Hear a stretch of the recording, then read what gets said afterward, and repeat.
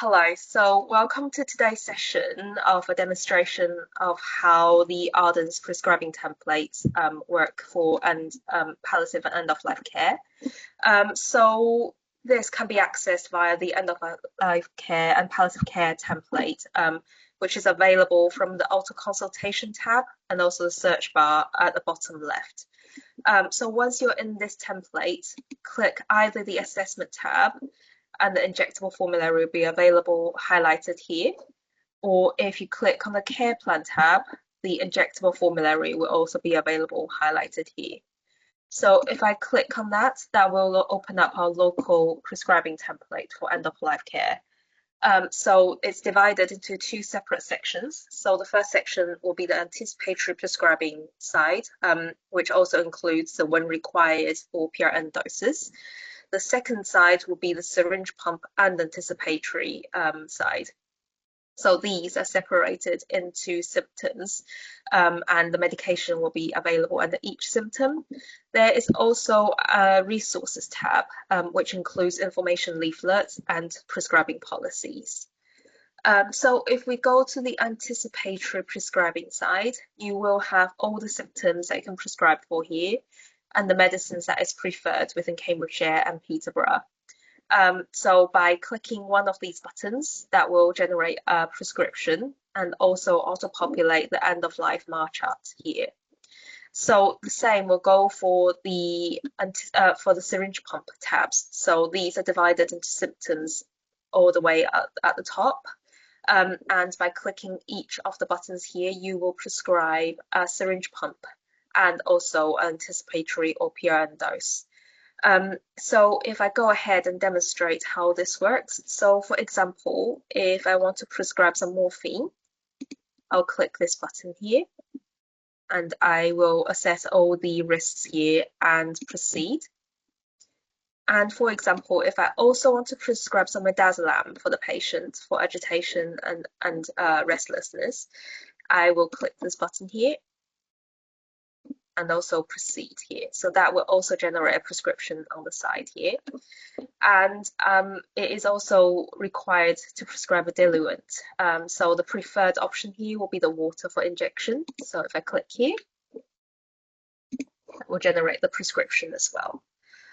So if I go ahead and show the MAR chart side, so to generate a MAR chart, all I have to do is click this section here. And then if I click on Write Now, that should open up a auto-populated Word document.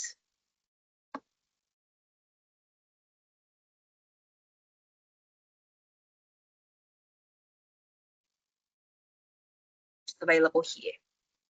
So if I scroll a little bit down here, we'll see that on the syringe pump, the medicine and the dose range have been auto-populated. We can also see that water for injection has been auto-populated here. And if we scroll a little bit further down, we can see that the when required doses have also been auto-populated. So what's left for us to do now is to indicate a preferred starting dose over 24 hours. This is important because this allows the community nursing teams to understand what the starting dose will be to go into the syringe or pump. So for example, if a patient requires morphine for pain right now, the dose range is 5 to 10 milligrams. And if I want to start someone off on 5 milligrams, I can enter that here. However, if I want to indicate that midazolam is not yet required as a patient is not showing symptoms for restlessness and agitation, what I can do is I can actually click over the dose range that's auto-populated and change the starting range to 0. And what I'll do next is I will then type in 5 milligrams as the starting dose. So what this will do is this will tell the community nurses that midazolam is not yet required at this moment and to keep assess patient for the symptoms of agitation and restlessness. However, if the patient does start presenting with the symptoms, to put 5 milligrams of midazolam into the syringe pump. What's also important is that there's a little tab here for prescriber signature. Now, when this is being completed electronically, we can always go ahead and do initials, a signature here. However, this electronic copy will need to be sent over to the community nurses either via the nhs.net email address that you normally use, or if you could inform them there is a task to retrieve the chart via SystmOne, that's also okay. So this is the MarChart portion of the prescribing template. If I close that now, and if I cancel this whole template, if I close the template now this will show some intervention in the patient's clinical records, that there are some prescriptions here. I understand there are sometimes issues when sending electronic prescriptions to community pharmacies for controlled drugs injections.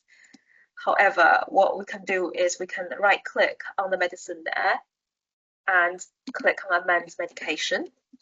This will then open up a little window for some additional information on this medicine. Now, the person admin box is ticked for morphine injections at the moment. In order to be able to send an electronic prescription, untick the person admin, and that will allow you to send off an electronic prescription. So that is it today for a quick demonstration of the MarChart and the prescribing template. So thank you very much for your time.